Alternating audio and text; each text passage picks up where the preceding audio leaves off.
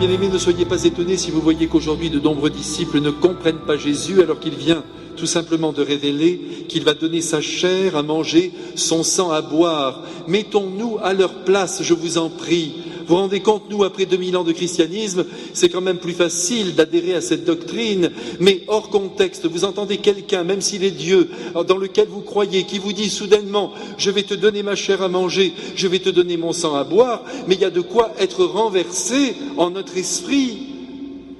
Surtout dans le monde juif, vous savez, quand on dit dire à un juif qu'on va boire le sang d'une personne, mais c'est scandaleux. Et l'on peut comprendre alors que certains disciples qui ne savent pas encore aimer parfaitement, parce que je vous rappelle que quand on aime parfaitement, on reçoit tout de l'être aimé, s'en aillent. On comprend que ces êtres aient abandonné le Christ, encore une fois parce qu'ils sont imparfaits dans leur manière d'aimer. Retenez déjà ce que je viens de vous dire, mes frères bien-aimés. Aimer, c'est tout recevoir de l'être aimé.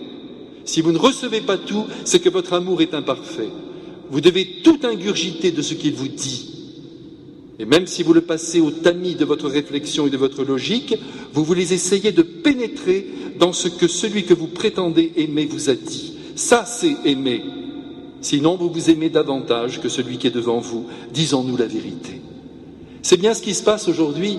Pourtant, notre Seigneur annonce une grande vérité que nous avons parfaitement dépliée maintenant au cours des siècles. Pensez ne serait-ce qu'au Concile de Trente, qui a parfaitement défini, on n'en parle plus beaucoup du Concile de Trente, et Dieu sait s'il est important, parce qu'il a parfaitement défini ce qu'est l'Eucharistie et comment le Christ peut être présent après les paroles consécratoires prononcées par le prêtre.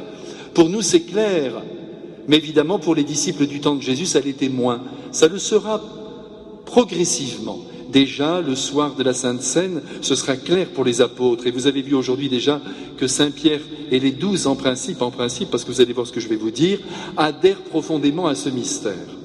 Cependant, lorsque Jésus se rend compte que certains disciples sont scandalisés, il dit très simplement « cela vous heurte », comme s'il était étonné. Et qu'est-ce que ce sera, dit le Christ, quand vous allez me voir disparaître dans les nuées, car c'est bien ce qui se produira au jour de l'ascension. Mais Jésus ne se fait pas d'illusions et il dit très simplement « Je sais que parmi vous, il y en a qui ne croient pas ». Et je crois qu'ici, on peut émettre l'hypothèse qu'il s'agit évidemment de la croyance, non seulement en sa personne, mais tout est lié, mais aussi dans le mystère de ce qu'il vient d'annoncer. Autrement dit, dans le mystère de la très sainte Eucharistie. Et puis Jésus ajoute tout de suite « D'ailleurs, un parmi vous va me livrer ».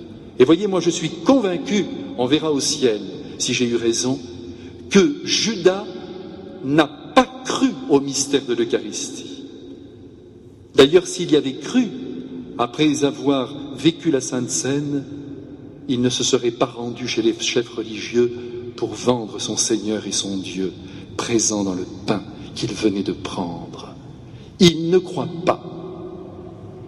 Alors quand on ne croit pas dans le Christ, il est évident qu'on ne croit pas ce qu'il vient de dire, ce qu'il vient d'annoncer, qu'il peut être présent avec sa chair, avec son sang, en nourriture, donné en nourriture au monde.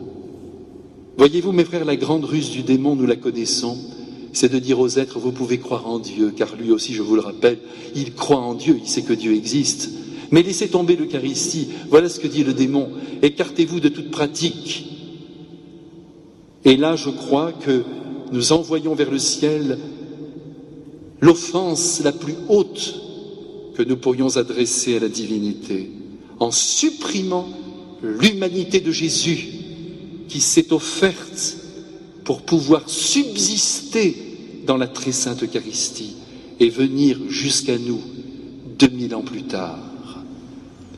Croire qu'il suffit de croire en Dieu pour être dans le cœur du Père, c'est une ruse démoniaque. Dites-le autour de vous et poussez vos frères baptisés qui sont présents peut-être dans vos familles ou parmi vos amis. J'espère que vous avez des amis qui ne croient pas en Dieu. J'espère que simplement vous ne fréquentez pas que des personnes qui sont déjà dans le bercail. Vous feriez de la peine au Christ et vous paralyseriez son action. Alors tous les amis que vous avez qui ne croient pas en Dieu, parlez-leur de la très sainte Eucharistie et de la grâce immense que représente cette présence actuelle du Christ immolé et glorifié. Dites-le avec vos mots, mais dites-le et montrez-leur que ce n'est pas une question d'idée, c'est une question d'amour, d'union entre deux réalités, la divinité et l'humanité qui est la nôtre. Ne nous coupons pas du mystère eucharistique, c'est là toute la beauté, le sommet de notre vie chrétienne. Il faut que nous le redisions sans cesse, sinon nous n'avions même pas besoin de la venue dans la chair du Christ, ce n'était pas la peine qu'il vienne.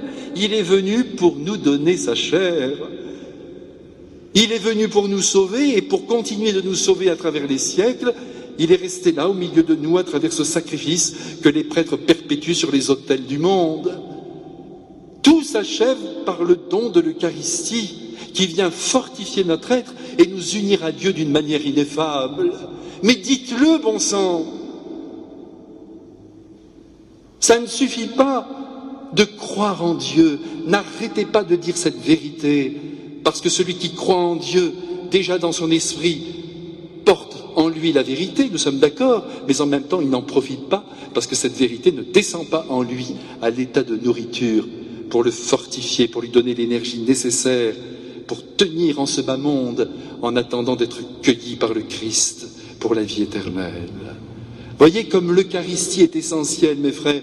Et tous ceux qui disent aujourd'hui « je n'ai pas besoin d'aller à la messe », c'est qu'ils ne connaissent pas, ne les jugez pas. Nous sommes actuellement dans un état d'ignorance inouï. Ils ne connaissent pas le mystère eucharistique. Et ils font donc partie de ces disciples qui disent « mais tout cela n'est que déraison » et qui ont abandonné le Christ, ils l'abandonnent aujourd'hui. C'est toujours la même histoire. Heureusement qu'il y a le pape.